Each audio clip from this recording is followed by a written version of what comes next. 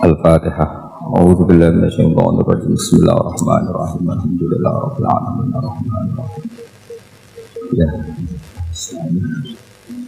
Shiratal ladzina an'amta 'alaihim ghairil maghdubi 'alaihim waladdallin.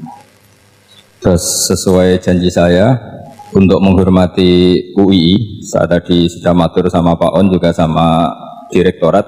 UI adalah kampus yang didirikan oleh para ulama, para profesor, sehingga sudah seharusnya setiap makalah ilmiah itu ada referensinya, ada marojeknya. Dan yang dipakai di seluruh dunia, di semuanya, untuk ulumul Quran itu yang paling pokok pakai kitab Al-Itqan. Al-Itqan fi ulumil Quran, karangannya Imam Suyuti. Sebelum saya terangkan teks persisnya, itu ada sekian problem dalam memahami Quran, terutama kalau lewat terjemah. Problem itu bisa gawat betul, memang bukan gawat-gawatan tapi gawat betul. Misalnya ada ayat begini dan terjemahnya pasti begini. Fa'aina ma tuwallu fathamma wajhullah. Kamu menghadap mana saja, di arah manapun, di sana ada ridhonya Allah. Itu kalau hanya pakai terjemah, tentu menjadikan kita sholat bisa menghadap ke timur, ke barat, ke utara, dan ke apa? Selatan. Saya cerita sedikit tentang asbabun nuzul. Memang tema sekarang tentang asbabun nuzul.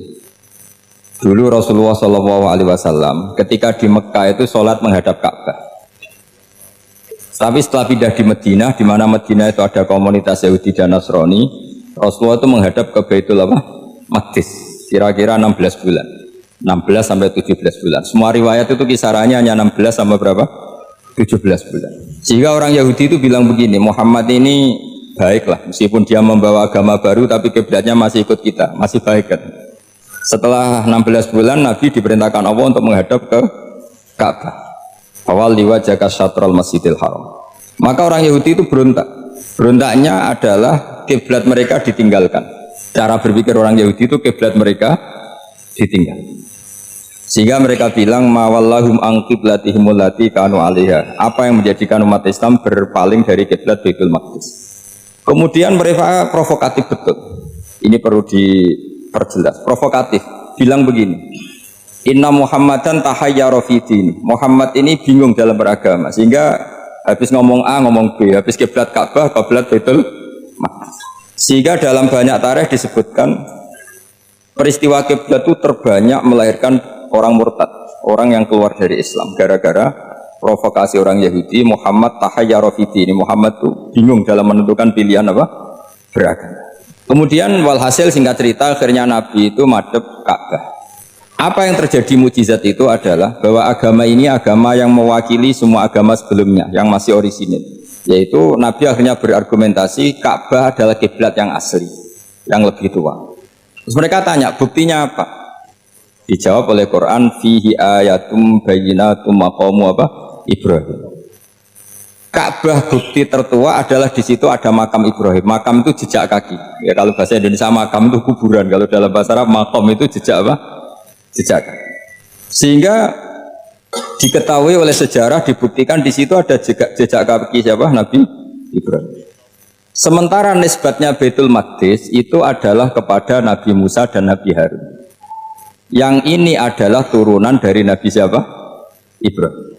Hikmahnya apa? Begini, sebagai bukti bahwa Baitul Maqdis pernah menjadi poros Islam atau poros Tauhid, maka Nabi Muhammad pernah disuruh menghadap ke Baitul Maqdis.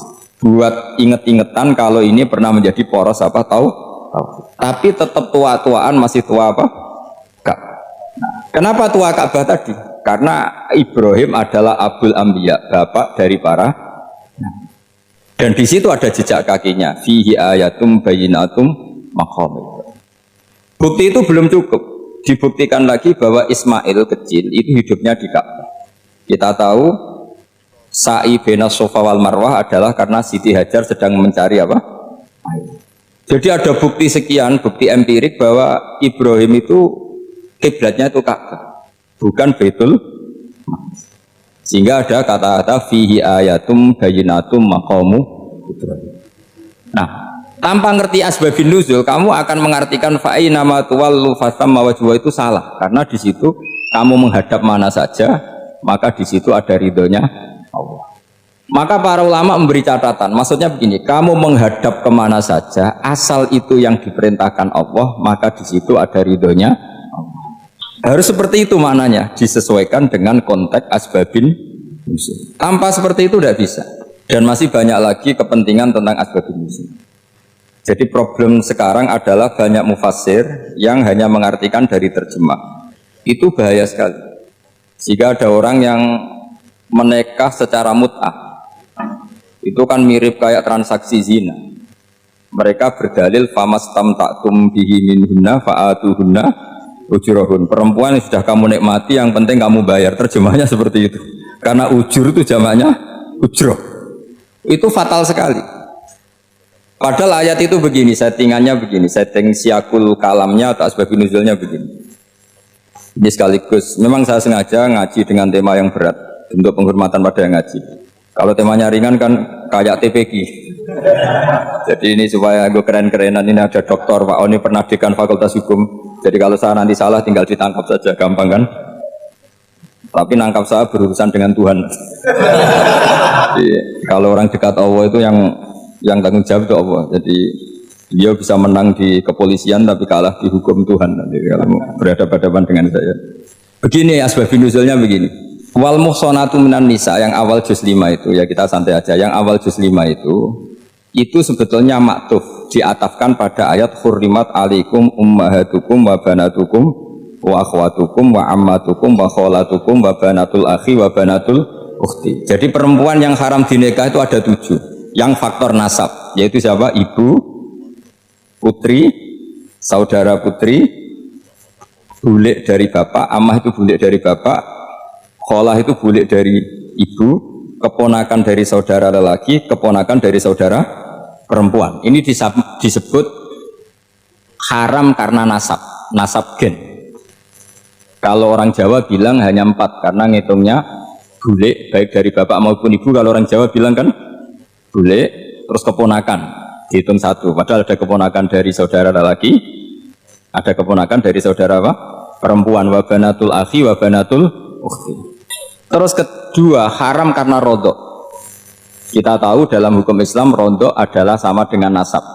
Jadi ibu yang pernah menyusui kamu berarti jadi ibu kamu, dan saudara sepenyusuan berarti menjadi saudara kamu. Ini disebut wa ummahatukumul lati arda'nakum wa akhwatukum minar rodok. Terus ketiga, haram karena musoharoh, karena besanan. Jadi pagi ini misalnya saya nikah dengan Sri, bilang qabil tu nikaha wa taswijaha bil maril madkur. Setelah nikah dengan Sri ini otomatis ibunya dia menjadi mertua. Otomatis haram saya apa?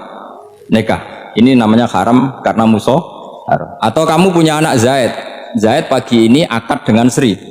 Berarti Sri adalah menantu Anda. Otomatis haram bagi Anda. Itu namanya haram karena musoharoh, karena bisanan. Itu yang disebut waroba haram-haram itu kan terus wa ummahatu nisaikum. Ibu dari istri-istri kamu. Memang ini agak jelimet, tapi memang syaratnya mufassir harus biasa jelimet. Jangan hanya nyari partai ayat-ayat untuk kepentingan partai. Wah itu ngeri, kacau Quran untuk dipakai kampanye. Terus itu berarti sudah 3 kan? Haram karena nasab, karena rodok, haram karena musoharoh. Terus yang keempat ini haram yang bukan karena sebab pada seorang perempuan, tapi karena istri orang. Itu disebut wal muhsanatu minan nisa. Haram menikahi perempuan yang masih milik orang lain. Orang lain yang menikahi ini, istilahnya Allah adalah lelaki yang menikahi perempuan ini adalah lelaki sing muhsinina ghairu musafihin, secara nikah yang sah. Nah, nikah yang sah itu begini dalam hukum fikih Islam.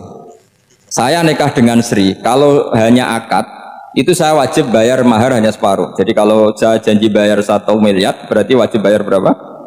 500 juta. Kalau janjinya 100 juta hanya bayar 50 juta. Itu yang wajib bil akdi. Nanti wajib sepenuhnya nunggu bil jima. Kalau sudah hubungan intim baru wajib 100%. Jadi kalau ada di Jawa nikah dengan seperangkat alat sholat itu yang atasannya tok itu wajib karena akad. Nanti bawahnya nunggu setelah hubungan apa? Intim. Nah, ini hukum Quran bukan hukum saya. Makanya kan Wa in talaqtumuhunna min qabli an tamassuhunna, saat terus fanis fuma faradtum, hanya wajib bayar setengah. Nah, perempuan yang sudah diajak hubungan intim itu kata Allah fa'atuhunna ujurahun, maka wajib kamu bayar penuh. Jadi ayat itu tentang perempuan yang sudah dinikah, kita harus bayar berapa? Harus bayar penuh. Ini penting saya utarakan. Nah, problem kita sebagai orang Indonesia ini juga problem Pak On, problem semua kiai. Mahar di Indonesia itu nggak bisa dibahas di Quran karena keterlaluan, kecilnya itu keterlaluan. Saya ini kan kiai, sering ngakatkan tuh sampai bosan, seperangkat alat sholat itu ngawur sekali. Ini mbak harus nggak mau gitu. Saya provokasi minimal itu ya berapa? 100 juta berapa? Pantasnya berapa? Pantasnya berapa? 10 gram itu berapa nilainya? Kan 1 gram 500.000 baru 5. Ya sudah mendingan itu 10 gram ya. Quran itu bayangannya gini, sambil latihan, yang hafal-hafal biar latihan, jangan dapat beasiswa karena hafal tapi nggak jelas juntrungannya. Quran tuh bayangannya gini, ini nggak mungkin Quran ini bisa dibaca di Jawa. Wa in aradtum istibdala zawjin makana zawji wa ataitum ihdahunna qintaran fala ta'khudhu minhu syai'a. Jika kamu nikah sama seorang perempuan kemudian kamu cerai, maka mahar yang sudah kamu berikan jangan ambil lagi. Karena mahar di Arab itu mahal, 100 juta, kadang mobil Alphard, kadang GMC. Sehingga setelah menceraikan tuh kebayang narik. Oh enak, dulu saya memberikan itu kan karena dapat servisnya. Sekarang sudah saya cerai, saya tarik. Kalau mahar di Indonesia kan seperangkat alat sholat. Jadi gak kebayang ada kalimat fala ta'khudhu minhu syai'a, jangan ambil lagi. Kebayang ngambil aja enggak?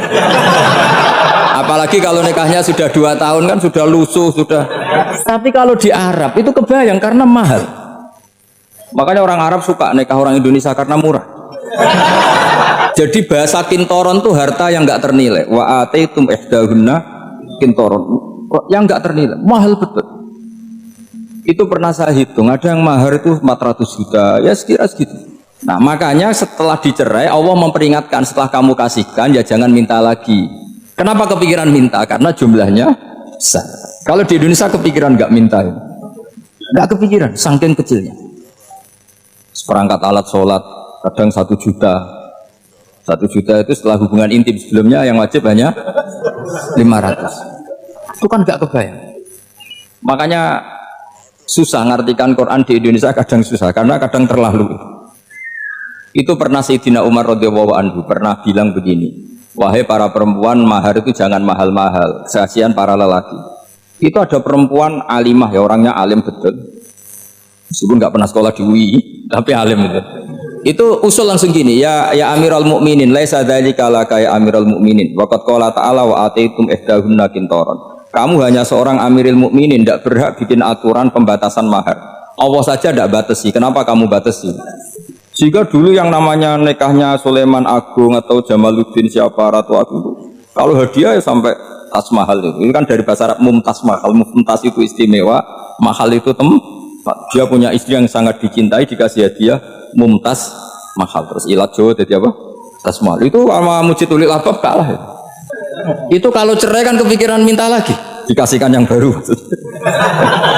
Tapi kalau di Indonesia tidak mungkin karena apa tadi? Seperangkat alat sholat. Begitu nyari yang murah lagi. Yang bagus kitanya, bungkusnya yang bagus. Maka nggak mungkin kita maknani Quran tanpa mengenal yang bernama asbabin. Karena makna ayat itu bisa kacau kalau kita tidak tahu asbabin. Yaitu kayak tadi makna fa'ina ma tuwallu fatamma wajhu. Itu maknanya kan kamu menghadap mana saja, boleh saja di sana ada ridhonya Allah. Berarti kan bisa ke timur, ke selatan, ke utara, ke barat. Itu bahaya betul. Sehingga kata ulama harus mengkaji asbabin supaya porsi ayat ini sampai semana jauhnya itu kita tahu. Tanpa tahu itu tidak bisa. Begitu juga menyangkut kiblat misalnya. Sekarang saya tanya, kemarin kan ramai dulu di Kemenak, kiblat semuanya diukur dengan GPS, terus beberapa masjid dikomentari salah karena diukur pakai apa?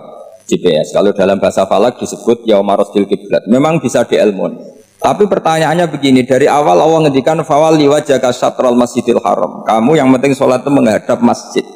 Masjid itu ya bangunan. Sehingga kata Ibnu Abbas yang diriwayatkan banyak ulama mengatakan al-Ka'bah kiblatun li ahlil masjid wal masjid kiblatun li ahlil haram wal haram kiblatun li ahlil masyriq wal maghrib. Jadi kalau orang di dalam masjid kiblatnya harus Ka'bah. Di luar masjid kiblatnya asal bangunan Masjid Haram. Tapi di luar sini kayak di Indonesia boleh semua tanah haram. Kenapa begitu? Kata Ibnu Abbas karena Quran itu turun bilisanin Arabiyyin mubin. Jadi kalau orang Jogja kalau mau ke Jakarta arahnya kemana? Barat.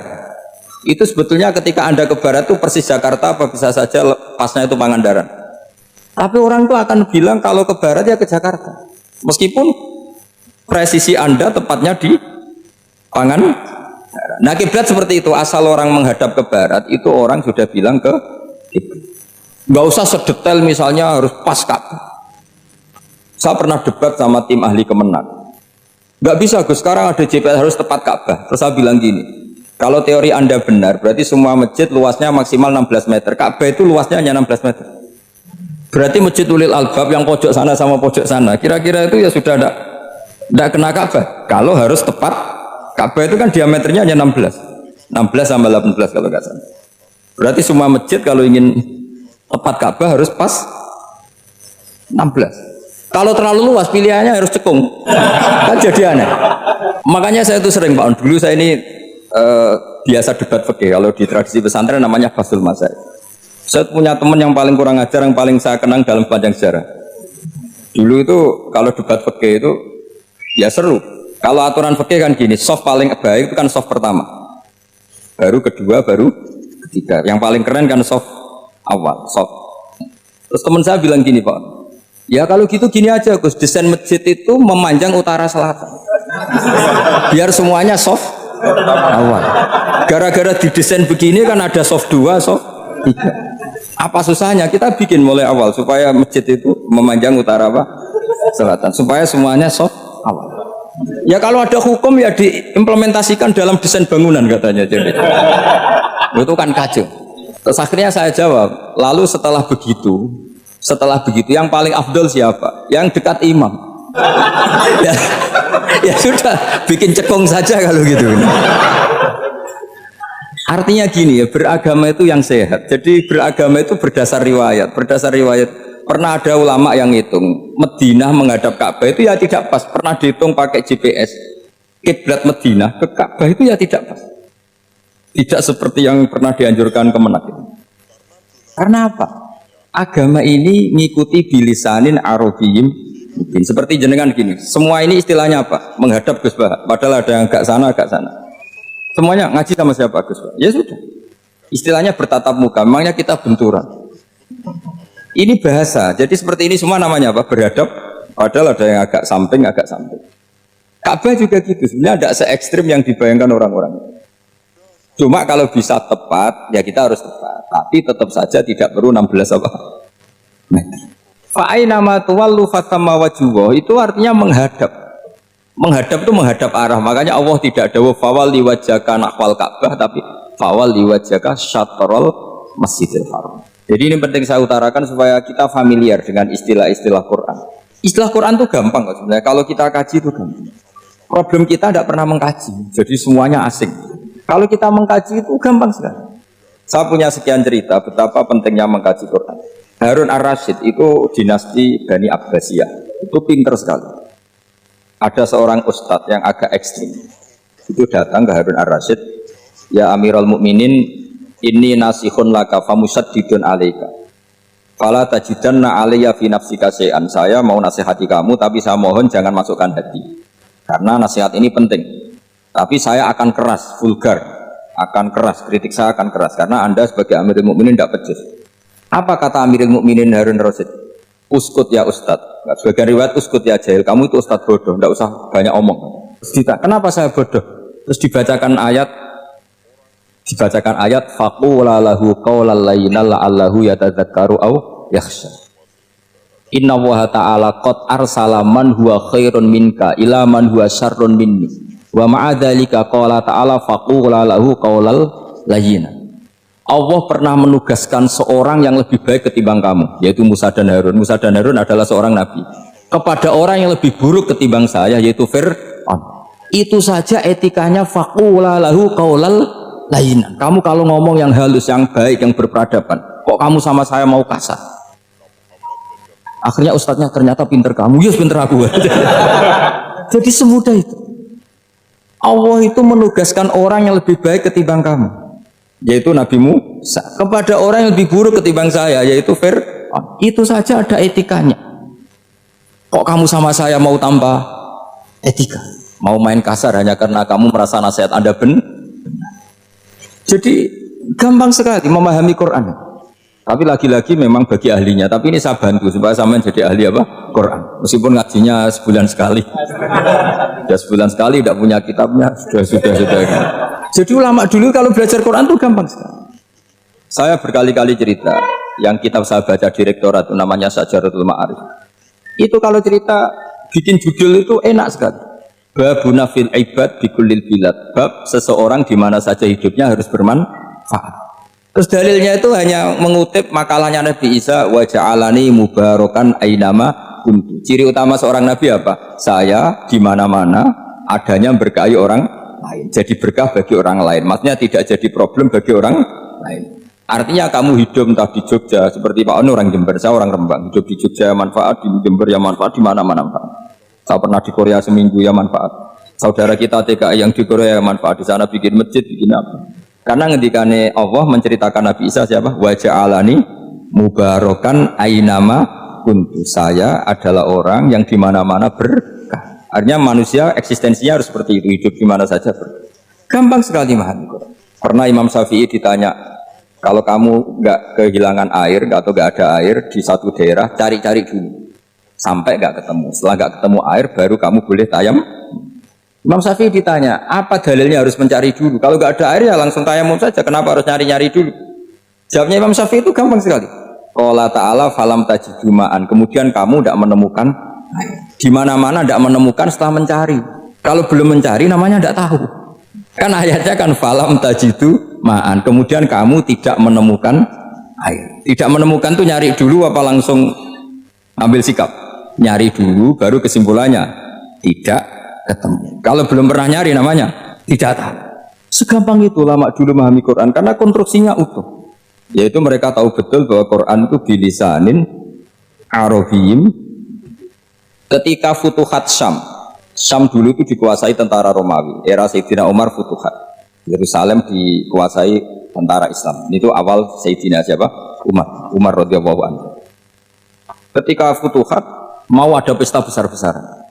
Tapi Umar menolak. Ketika menolak, kenapa Anda menolak? Beliau hanya membaca ayat Innallaha ta'ala ayyara qauman faqala adhabtum thayyibatikum fi hayatikumud dunya. Allah itu mengkritik satu komunitas kaum yang zaman di dunia menghabiskan semua kenikmatan. Maka kita tidak perlu syukuran besar-besaran. Jangan-jangan jatah kita di akhirat kita habiskan di dunia. Itu adhabtum thayyibatikum fi hayatikumud dunya. Semudah itu ulama. Rasulullah pernah dahar, pernah makan karena 3 hari gak makan, cara Indonesia gak makan nasi, gak makan daging, sudah lama sekali. 3 hari Nabi hanya makan kurma dan air putih. Pernah Nabi gak makan roti sampai 3 hari. Kalau Indonesia mungkin gak makan nasi. Di hari ketiga ada sahabat yang berbaik hati, Nabi disembelihkan kambing, dipotongkan kambing, Nabi disuruh dahar. Itu baru dahar setengah piring, Nabi berhenti. Ketika ditanya, setengah piring itu kan sudah kuat untuk sholat, untuk apa sudah kuat. Ditanya, ya Rasulullah kenapa berhenti? Bukankah engkau tidak makan ini 3 hari? Nabi menjawab, walatus alunna yauma idzin anin naim. Semua nikmat yang saya rasakan nanti ada pertanggungjawabannya. Makanya saya tidak ingin banyak-banyak. Wah itu kalau diterapkan di sini nggak populer. Makanya saya tahu gayanya ngaji Quran itu nggak siap dengan konsep-konsep Quran itu. Jadi segampang itu orang dulu. Nah karena apa ya itu tadi? Mereka tahu asbabun nuzul. Quran itu diturunkan dalam konteks apa, lafadz ini arahnya kayak apa, mutlak muqayyadnya kayak apa, muhkam mutasabihnya kayak apa, nasah mansuhnya kayak apa. Nah sedikit saya cerita ini mungkin contoh terakhir supaya nggak lama-lama, nanti bingung kalau lama. Yang bingung ya saya, bingung cara memahamkan. Jadi kalau guru itu kan bingung cara memahamkan, kalau murid bingung cara memahami. Nggak tahu tingkat kebingungannya sama. Kalau guru itu bingung cara memahamkan. Kalau murid bingung cara. Jadi ini pertemuan 2 kelompok bingung. Yang satu bingung cara memahamkan, yang satu bingung cara. Kalau orang ekstremis bingung cara merusak suasana. Nah, itu nggak benar itu. Ada loh. Rasulullah itu nabi. Itu paling pusing yang ngadepi orang-orang yang ekstrim. Karena apa? Cara berpikir itu lompatannya itu enggak tertib. Jadi nabi itu cara berpikir itu kecerdasan nubuah. Sementara orang ekstrim cara berpikir itu kecerdasan nafsu, bukan kecerdasan manusia. Kalau manusia masih baik nafsu. Misalnya begini, kalau dalam tradisi nubuah itu, saya dengan Pak Anu berteman lama, mulai tahun 2000 berapa. Itu kalau Pak Anu bertamu ke saya, harusnya tidak usah tak kasih makan, karena sudah dekat. Tapi kalau kenalan baru itu dikasih makan, disangoni. Jadi Nabi itu perilakunya agak unik. Akhirnya ada orang yang cara berpikir itu dangkal. Ya Rasulullah ini tidak fair. Yang iman lama tidak diservis, yang iman baru diservis. Cara berpikir Nabi begini, seorang Ansor itu kan sering memberi Nabi. Perjuangannya Nabi ditopang orang apa? Ansor. Donatur lah, kira-kira orang Ansor itu donatur. Donatur itu keren. Karena donatur itu artinya al-yadul ulya khairum minal yadis. Sehingga ketika Nabi sudah menguasai negara, menguasai Mekah Medina, sudah futuhat, itu orang Ansor tetap nggak diservis. Yang diservis Nabi itu orang-orang baru masuk Islam, disebut wal mu'allafati qulubuhum atau Islam mu'allaf. Ada 1-2 orang yang protes, tentu yang nggak pinter. Tukang protes pasti tidak pinter. Wong iskal-iskalnya sendiri, otaknya nggak sampai-sampainya sendiri, orang lain disuruh jawab. Makanya di sini tidak ada tanya jawab. Nanti iskal-iskal kamu sendiri, bingung-bingung kamu sendiri, saya disuruh jawab.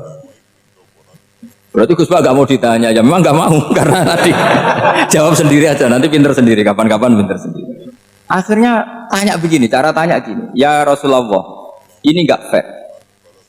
Orang yang sudah Islam lama setelah negara terbuka milik Anda, setelah kita menang, setelah kita menguasai negara, tidak kamu servis. Sementara yang baru Islam kamu, Nabi itu bertanya senyum-senyum, rileks saja. Lama-lama tambah ekstrim pertanyaannya.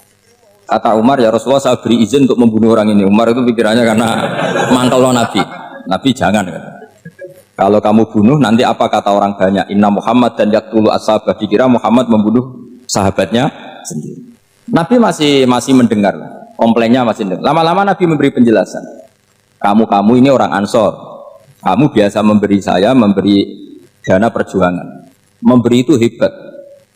Saya tidak ingin menurunkan grade Anda. Grade sebagai pemberi, berarti kelasnya elit. Sekarang menjadi penerima. Itu tidak bagus. Itu betapa Rasul ini namanya kecerdasan nubuah. Kalau orang biasa memberi, biar memberi saja. Supaya dia tetap heroik, tetap patriotik, tetap keren. Karena mentalnya Jangan sampai dari mental memberi, kemudian mentalnya peminta. Jadi kalau Pak On jadi tim suksesnya Pak Jokowi, dia tidak minta-minta. Kalau dulu kampanye, ya kampanye saja.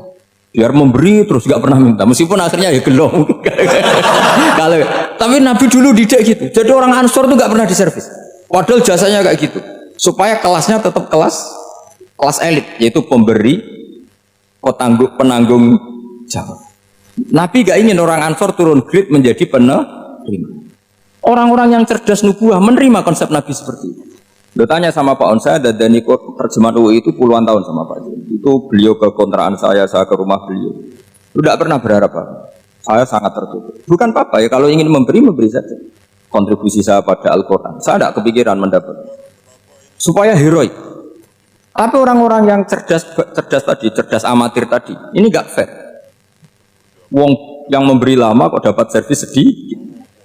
Nah, sekarang itu problem zaman akhir sudah mulai seperti itu. Orang ini namanya Dzul Khuwaisirah. Ini yang nanti punya anak turun Khawarid. Khawarid itu orang yang ibadahnya hebat, tapi cara berpikir tentang buah salah. Orang lagi Khawarid itu orang yang ibadahnya hebat, tapi cara berpikir nubuah salah. Nubuah itu unik. Nubuah itu cara berpikir tadi. Apa ya? Melihat sesuatu yang benar biar benar terus gitu. Yaitu tadi, mental memberi itu ya biar memberi terus, tidak usah di-share. Maka ketika Abu Bakar jadi khalifatul Rasulillah, itu ada sistem kepegawaian. Itu gajinya Umar yang sudah Islam lama, gajinya Abu Bakar yang sudah Islam lama. Itu sama Abu Sufyan sama, padahal Islamnya Abu Sufyan baru setelah Fatih Mekah, kira-kira baru setahun. Terus diprotes sama orang-orang, ini Islam lama kok gajinya sama Islam yang baru setahun kok sama. Kata Abu Bakar, fadailuhum indallah, mereka punya kelebihan Islam lama itu indallah, nanti balasannya biar surga. Kalau di dunia sesuai profesinya. Artinya profesi kalau penjaga kantor ya berapa, kalau dosen berapa, pokoknya ya sudah. Dan itu diterima oleh sahabat, semuanya menerima konsep itu. Era Umar agak dibalik. Abu Sufyan kira-kira gajinya 1 juta, yang lainnya yang menangi Nabi mulai awal gajinya 10 juta. Ditanya, ya Umar, kenapa ini jadi rubah seperti kebijakan Abu Bakar, tidak seperti Abu Bakar? Jawabnya Umar lucu. Fawwah la usawwi baina man qatala Rasulullah wa baina man qatala ma'a Rasulillah. Demi Allah saya tidak akan pernah menyamakan orang yang dulu merangi Rasulullah yaitu Abu Sufyan dengan orang sing selawase dari Rasulullah yaitu Sayyidina Ali dan sebagainya. Ini penting. Artinya ketika gajinya orang saya seperti Ali radhiyallahu anhu itu tinggi itu bukan karena lamanya Islam, tapi karena lamanya iman. Jadi mulai dulu ijtihad itu ada dan dulu dia biasa saja. Karena tadi ada kecerdasan nubuah. Saya ulang lagi, ada kecerdasan apa? Sekarang itu kecerdasan toma atau kecerdasan nafsu. Itu kalau sampai ngaji kitab tasawuf, itu bab bakhil itu tidak ada. Menurut kitab tasawuf, medit itu tidak ada, kikir itu tidak ada. Yang ada itu toma. Toma itu berharap dikasih orang lain. Sampean pernah nggak bilang kalau artis-artis di Jakarta kikir? Tidak pernah kan? Karena kamu tidak pernah ingin diberi. Kalau kamu punya pacar karena kenal tidak pernah ditraktir, oh pacar saya kikir. Karena kamu ingin diberi. Pernah nggak kamu hukumi orang lain kikir yang nggak kenal? Padahal tidak pernah memberi kamu. Apa? Karena kamu tidak pernah ini. Coba sekarang kamu saya tanya. Ini latihan cerdas. Definisi kikir itu apa coba? Nggak pernah memberi kamu kan? Artis-artis Jakarta, tokoh-tokoh nasional pernah nggak memberi kamu? Enggak kan? Tapi tidak pernah kamu vonis kikir karena kamu tidak pernah Tapi pacar kamu, kok amin ditraktir terus, atau istri kamu, atau mertua kamu kok tidak ngasih warisan, kamu bilang kikir enggak? Sebabnya kikir betul apa karena kamu tomak berharap? Tomak. Maka di kitab tasawuf itu nggak ada bab kikir, yang ada bab tomak. Karena asal usul menvonis orang kikir itu karena tamak. Maka jangan banyak kenal orang, nanti banyak hukum kamu kan gitu. Sombong juga gitu, di tasawuf itu nggak ada bab sombong. Karena orang hukumi orang lain sombong itu karena kamu ingin dihormati. Ada orang nggak kenal, terus lewat saja nggak tanya kamu bilang sombong enggak kan? Tapi kalau kenal, oh sombong betul, kenal nggak tanya kan gitu. Jadi tasawuf itu sisi unik dari khazanah Islam. Makanya di tasawuf itu nggak ada kritik terhadap kikir. Ya tentu kikir itu buruk pasti ya, kikir itu buruk. Tapi nggak perlu dikritik. Jangan-jangan yang salah kamu. Mau kenal Pak On di PPAI terus ingin jadi sekretarisnya, terus ingin kenal Pak Jokowi ingin jadi menterinya, nanti kenal rektor ingin jadi pegawainya. Ketika gak diturutin bilang Pak Rektor kikir. Tapi orang lain ya kak pernah berharap mungkin gak menvonis Pak Rektor atau Pak On ini kikir, enggak kan? Berarti vonis kikir itu status orang itu apa gak kesampaian niat kamu? Memang agak jelimet ilmu tasawuf itu, tapi itu unik, itu bagian dari khazanah apa? Islam. Makanya Rasulullah itu sering isti'adah minta perlindungan wa min toma'in fi ghairi matma'in. Ya Allah saya tidak ingin berkeinginan yang tidak layak. Karena semua dunia ini dimulai dari keinginan. Coba kamu protes negara itu karena apa? Ingin makmur, sejahtera tanpa kerja, sehingga nyalakan menteri keuangan, menteri ini itu. Makanya kalau guyonannya ulama tasawuf gini, tak beri bocoran, guyonannya orang tasawuf, begini guyonannya. Anta lam tajid min nafsika kullama turid, fa kaifa turidu min ghairika kullama turid. Kamu yang punya keinginan saja tidak bisa memenuhi apa yang kamu inginkan. Kenapa keinginan itu kamu timpakan ke orang lain untuk memenuhi kamu? Wong kamu yang punya keinginan saja tidak bisa mewujudkan. Kenapa keinginan Anda kamu timpakan, bebankan orang lain untuk memenuhi keinginan Anda? Misalnya kamu, Gus saya ini goblok, tolong pinterkan. Wong kamu yang ini saja tidak bisa, kok menyuruh saya? Jadi kalau tiap tasawuf itu unik. Seperti kamu mencintai istri tulen itu ingin kan dicintai istri tulen. Kamu sendiri kan nggak bisa cinta tulen, masih pelengahan sana sini. Kamu pacaran, ingin pacar kamu setia. Ternyata kamu bikin sekian alternatif. Kalau putus ini punya ini, putus ini. Tapi kamu ingin ini setia kan nggak fair. Makanya guyonanya orang tasawuf itu anta lam tajid min nafsika kullama turid fa kaifa turidu min ghairika kullama turid. Gampang tuh apalane pokoknya ratrit gitu aja gampang. Jadi kamu yang punya keinginan saja tidak bisa memenuhi. Kok orang lain disuruh memenuhi. Jika orang tasawuf itu malu betul. Misalnya saya kok ingin Pak On takdim sama saya itu kurang penggawean. Kalau saya ingin ditakdimi saya menakdimi diri saya sendiri. Makanya berbahagialah orang yang ngilu tuh, saya ganteng sendiri ya Allah. Saya kaya sendiri. Menunggu orang lain bilang kamu kaya itu repot. Menunggu orang lain bilang kamu hebat itu sudah bilang aja ya Allah saya hebat, ya Allah saya ganteng, ya Allah saya cantik. Daripada menunggu orang lain bilang apa? Cantik. Jadi ilmu tasawuf itu unik. Jadi kalau fikih itu yang dikritik itu kikir. Kalau tasawuf enggak tomak. Karena orang yang kamu vonis kikir itu jangan-jangan tidak kikir tapi mementingkan yang lebih penting. Misalnya ada teman yang tidak pernah naksir kamu, ternyata punya ibu sakit, uangnya dianggarkan untuk ibunya yang sakit, atau anaknya sekolah, atau keluarganya masih butuh dia, ya, sehingga sama teman dia kikir. Hakikatnya kikir apa mementingkan yang penting? Tapi kamu karena nggak pernah ditraktir menvonis kikir. Nah, ini pelajaran. Jadi makanya yang dianteni ilmu tasawuf itu tamak tadi kalau dalam bahasa Indonesia, bukan kikir. Karena vonis kikir itu akan disematkan orang yang tidak kesampaian hajatnya. Pokoknya bapak saya itu, keluarga kiai itu ajarannya itu, yang penting jangan berharap dari orang lain. Ini Pak On saksinya, saya dulu benahin terjemah itu nggak pernah ingin diperlakukan seperti ini. Yang ngaji aja. Karena pikirannya keluarga kiai itu sederhana. Kalau ngamal ya ngamal saja. Ngamal itu heroik. Makanya buyut-buyut kita semua ini kan pahlawan semua. Membela negara Indonesia jadi merdeka. Ya nggak pernah kebayang jadi presiden, menteri. Tapi sekarang nggak, ngamal sedikit saja harus jadi menteri. Jadi ini bahaya kalau dalam kelangsungan bernegara. Karena orang biasa transaksional. Awal negara ini dibangun berdasar heroik, bukan berdasar apa? Transaksional. Tapi sekarang orang akan membiasakan itu. Apa-apa itu transaksional. Ini tidak bagus untuk kelangsungan bernegara. Apalagi kelangsungan beragama. Sehingga seperti saya ini masih punya desa-desa binaan di Sragen, di pedalaman Papua sekalipun. Saya punya santri banyak di Papua. Itu kalau cerita itu unik-unik. Itu mau Jumatan, itu nggak ada orang 40. Sudah datang setengah 12. Itu datangnya 3 jam. Di situ mau ketemu santri 3. Semua, karena ya akhirnya mereka tanya gini Pak. Pertanyaannya itu lucu. Gus, boleh nggak Jumatan orang 3? Secara fikih Syafi'i kan harus orang 40. Kemudian mereka tak bilang buat sholat duhur saja. Mereka nggak mau. Wong Jumat kok duhur. Harinya kan Jumat, masa sholatnya? Sehingga kita yang jadi kiai akhirnya nyari fikul madzhabil arba, nyari fikih madzhab 4. Ternyata Imam Malik membolehkan orang 6. Ada yang bilang 12. Yang penting keceluk jamun itu kelompok. Kalau 3 kan belum keceluk apa? Belum disebut apa? Kelompok. Ini penting saya utarakan supaya kita berjuang itu bukan karena servis seperti ini kayak di Ulil Albab, masjidnya keren, kampus swasta tertua, terus termasuk nomor 1-2 di Indonesia. Oke, kita syukur dengan kebesaran UI. Tapi yang namanya dakwah itu menjadikan orang tidak tahu menjadi tahu, termasuk kepada desa-desa tertinggi. Sama, yang namanya menteri itu pembantu presiden untuk memenuhi kebutuhan rakyat banyak. Sekarang misalnya menteri pertaniannya itu hebat, cerdas, tapi petani nggak mau nandur padi, mau apa coba?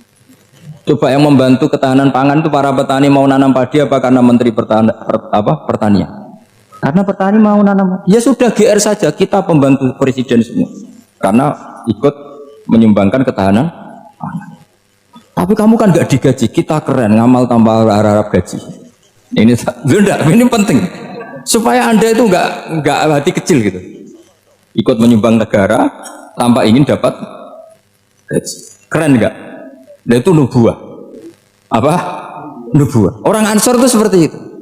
Sehingga ketika Rasulullah wafat dan ada kompetisi kepemimpinan, itu orang Ansor gak ikut.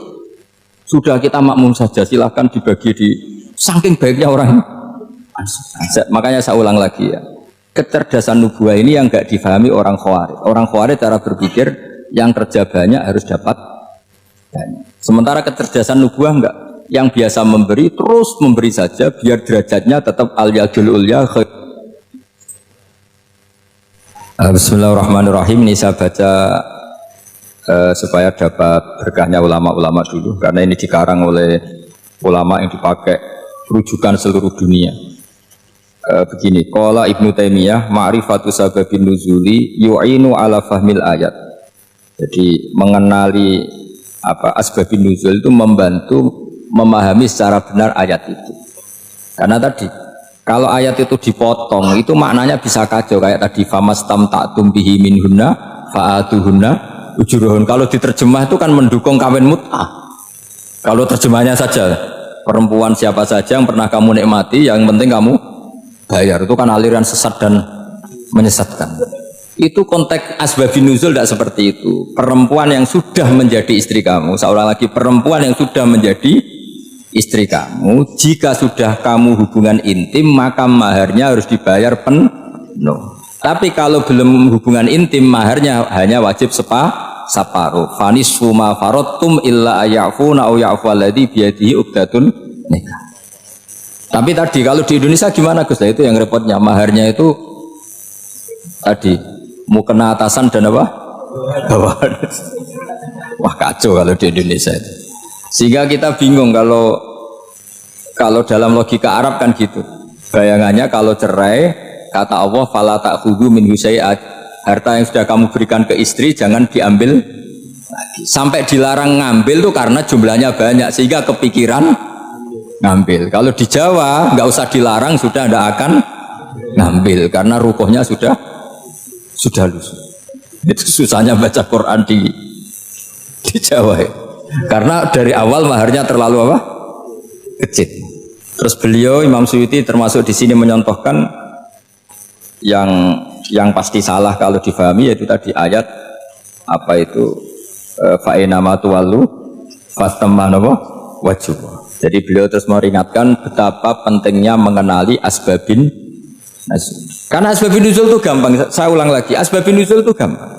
Gampangnya begini ya, kan ada satu peristiwa. Misalnya begini, Rasulullah itu kan mengkritik penuhanan Lata dan Uzza, berhala-berhala itu dituhankan, dikritik sama Rasulullah.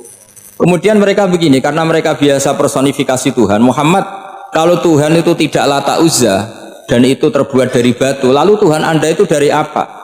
Amin fiddotin audabin, lalu Tuhan Anda ini dari emas apa dari perak? Karena mereka nggak bisa membayangkan Tuhan tanpa dipersonifikasi. Terus Allah menurunkan qul huwallahu ahad, Allahus somad, lam yalid wa lam yulad wa lam yakul lahu kufuwan ahad. Karena otaknya mereka sudah begitu, yang namanya Tuhan itu harus dipersonifikasi. Makanya saya kemarin di Korea seminggu, cerita yang paling unik gini Pak On, ada bos Islam, ada bosnya TKI yang baik. Mereka mengizinkan pekerjanya sholat. Bareng sholat tuh diingeti ke atas ke bawah, kok nggak ada arcanya. Sehingga setelah sholat dibilang, apa saya berikan berhala sekalipun, karena nggak kebayang ada orang sholat kok tanpa berhala, tanpa Tuhan. Yang kamu sembah itu mana, kok nggak ada, apa tak belikan. Jadi unik. Nah teman saya yang satu unik lagi, dia termasuk pegawai Garuda, yang derekno saya ke Korea itu orang pegawai Garuda. Dia karena orang kaya biasa ke Eropa kemana-mana itu. Singkat cerita dia sholat di mall karena nganggep Korea itu sudah negara maju kayak Eropa. Setelah sholat di mall pas asar itu, security-nya nelpon polisi. Pak polisi, di sini ada ritual teroris. Jadi kalau menamakan sholat itu ritual.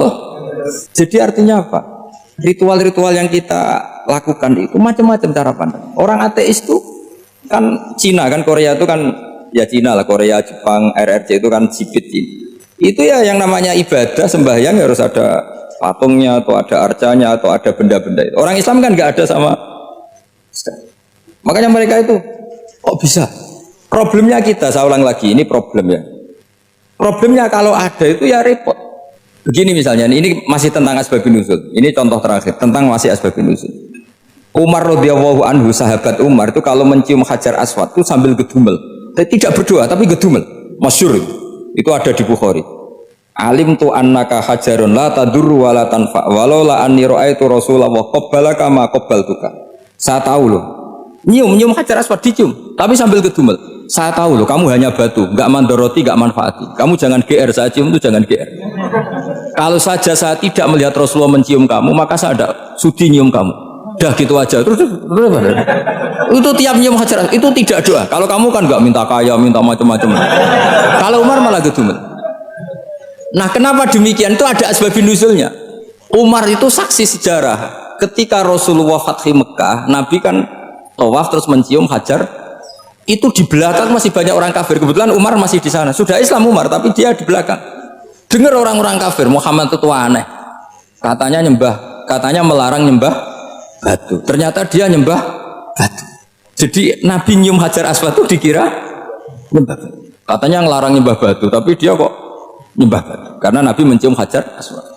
Nah, karena untuk menghilangkan stigmasi itu, Umar tiap nyium Hajar Aswad itu ngomong gitu. Andai kan ada sound system, mungkin jadi sound system supaya jelas bahwa penciuman ini bukan karena menyembah. Artinya mudah sekali kenapa Umar ngomong gitu, karena asbabun nuzulnya seperti itu. Coba kalau kamu tidak tahu asbabun nuzul, Umar maksudnya gimana tuh? Gak doa, gak apa, kok malah ngomong gitu kan ya? Tapi kalau kamu tahu asbab nuzul Umar itu yang mendengar komentar orang sama ketika kita tawaf itu kan 3 pertama kan kita lari-lari kecil. Itu ceritanya juga gitu. Rasulullah itu hidup di Medina, terus diterkenalkan miskin.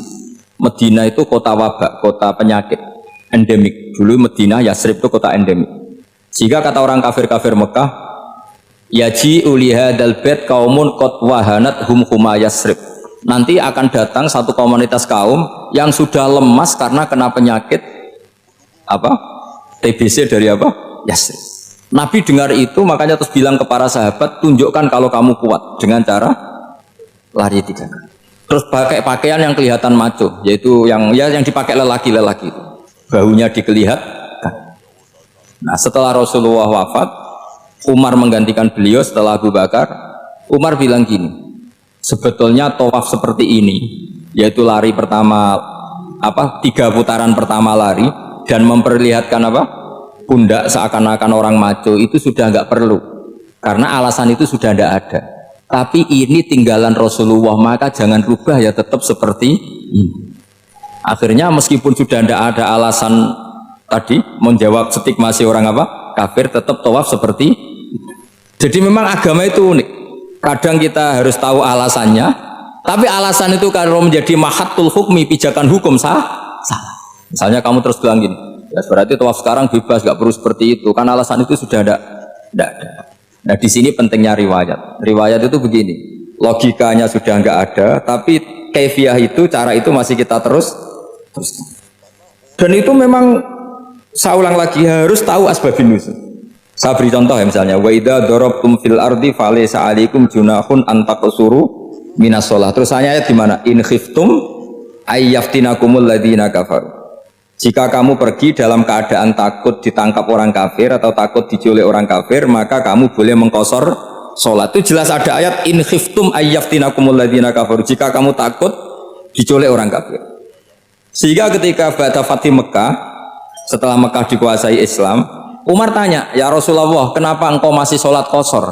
Bukankah kita sudah aman? Waqad qala ta'ala in khiftum ayyaftinakumul ladzina kafaru. Allah ngendikan boleh mengqasar itu kalau dalam kondisi takut. Waqad kunna fi amrin, sekarang kita sudah aman. Jawabannya Rasulullah itu unik.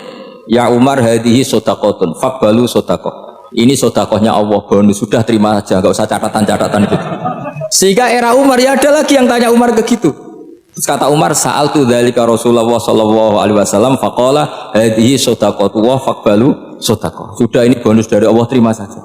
Ini kan unik. Padahal kalau secara disiplin ilmu kan begini. Kamu boleh mengqasar sholat kalau dalam bepergian dan dalam keadaan takut. Logika hukumnya kalau tidak takut, tidak usah. Sama seperti begini. Kamu kalau pergi jauh seperti saya Pak On, itu ngosor sholat apa enggak ngosor kan? Alasannya kalau kosor itu, kalau pergi itu masyakot, repot.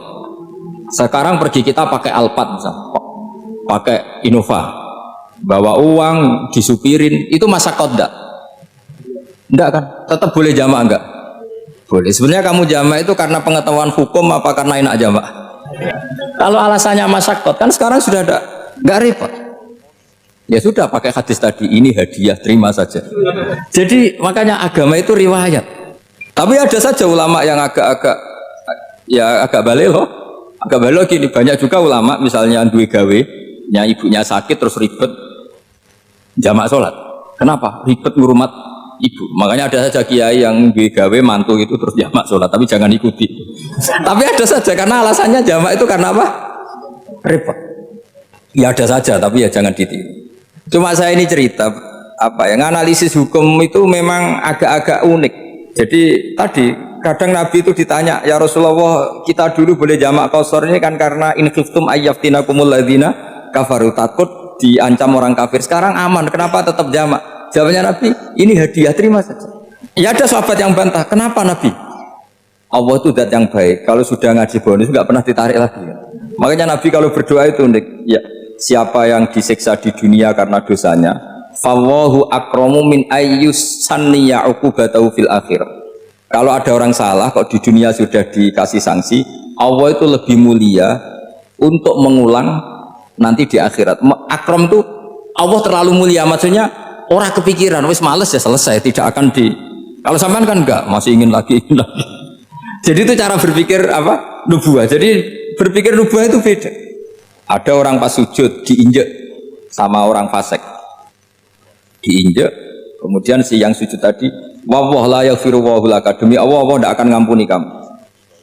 Itu langsung Allah memberi wahyu sama Nabi di zaman itu. Bilangin yang sejak sujud itu, dia harus minta maaf sama saya, kata Allah. Man dzalladzi yata'alla ala fulan, dia bersumpah bahwa Allah tidak akan memaafkan orang itu. Itu harus diralat. Nabinya iskal, kenapa ya Allah? Yang Tuhan itu saya ini punya sifat dua, bisa menyiksa dan bisa memaafkan. Kenapa dia milih sifat saya satu tidak memaafkan? Akhirnya apa? Orang yang nginjek tadi sama Allah dikasih tobat dan jadi orang soleh. Jadi itu makanya kamu nggak boleh jadi orang ekstrim nyifati Allahnya satu. Nggak boleh, Allah tetap bisa yaghfiru liman yasha wa yu'adzibu may yasha. Sifatnya Allah dua ya tetap dua, nggak boleh kamu pilih satu. Misalnya kamu kan biasanya gini, yang ghafur untuk kamu, yang sadidul uqab untuk orang lain. Mesti kelakuannya sampean kan begitu. Nggak boleh seperti itu. Rasulullah kayak apa bencinya sama Wahsy? Karena Wahsy itu qatilu Hamzah. Yang membunuh Sayyid Hamzah siapa? Itu bencinya bukan main Rasulullah. Sampai maksud-maksud Wahsy. Tapi sama Allah malah diturunkan ayat laisa laka minal amri syai'un aw yatuba alaihim aw yu'adzibahum. Muhammad, meskipun kamu kekasih saya itu tidak wilayah kamu, maafkan atau enggak, terserah saya, kata Allah. Ternyata betul, malah Wahsy dikasih tobat. Nah sekarang enggak, orang itu nyifati Allah sama orang lain sadidul iqab, kalau sama dirinya enggak boleh seperti itu. Allah ya sifatnya tetap dua. Jadi boleh kamu misalnya berdoa, ya Allah mbak yang cantik itu semoga dapat jadi istri saya. Mbaknya juga boleh berdoa, ya Allah naudzubillah min dzalik. Jadi ini adu kekuatan, nanti terserah nanti Allah pihak yang mana. Kayaknya pihak yang perempuan. Karena kasihan kan kalau cantik dapat orang apa? Jelek. Saya tuh andaikan boleh fatwa fikih, yang saya haramkan tuh orang jelek dapat orang jelek. Karena kasihan anak-anaknya, tahu-tahu jelek banget tuh. Jadi itu kan kasihan itu. Jadi dalam Islam itu seperti itu. Jadi apapun benci kita sama musuh kita, Allah bisa saja memperlakukan musuh kita secara baik. Karena Allah itu yaghfir. Tetap kita harus sifati Allah yaghfiru liman yasha wa yu'adzibu. Jangan karena kita benci seseorang seakan-akan Allah sama dia pasti yu'adzib. Pasti menyik.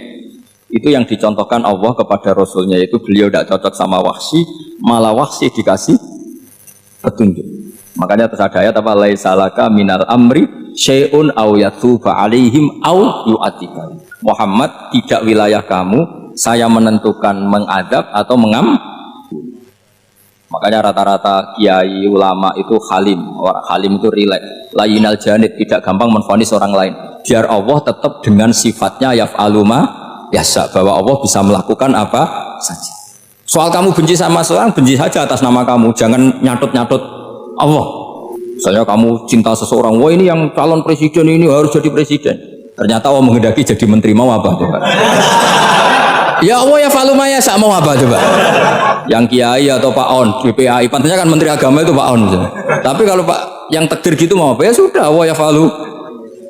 Santai aja. Itu rileksnya ahlul ilmi, ya sudah santai saja. Ini negaranya Allah, ini kerajaan Allah, ini buminya Allah, ya Allah biarin ya fahlu. Masa jadi Tuhan Allah kamu yang repot. Kira-kira jadi Tuhan itu Allah kamu yang repot. Ya Allah biar tetap ya fahlu mayasa. Allah boleh yaghfiru liman yasha wa yu'adzibu mayasa. Saya kira demikian. Assalamualaikum warahmatullahi wabarakatuh.